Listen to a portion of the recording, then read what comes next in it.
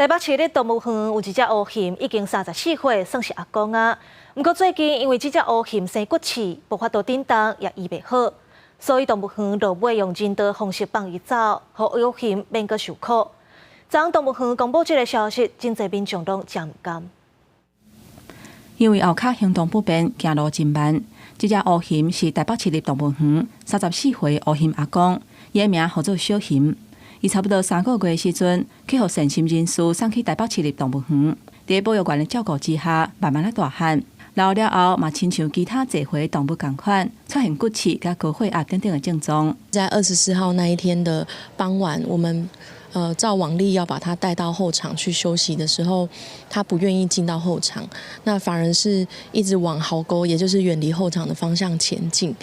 那一天晚上他还是可以自己行走的，只是说看得出来非常的吃力。台湾动物区的区长讲，小熊伫20时的时阵，动作爬甲爱真出力，加长工下半身无法度刷振动。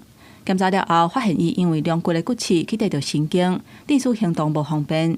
这个治疗要是无较好，考虑已经坐回无适合开刀，决定以人道的方式互伊去，嘛互伊莫遐艰苦。就是蛮可惜的啦，但是跟林旺走一样嘛，就时间到了总是会离开，走完他的这一段的一个生涯。一定艰苦的啊！而且人要一条命啊，一定咱来交咱人共款意思，一定过身的艰苦啊。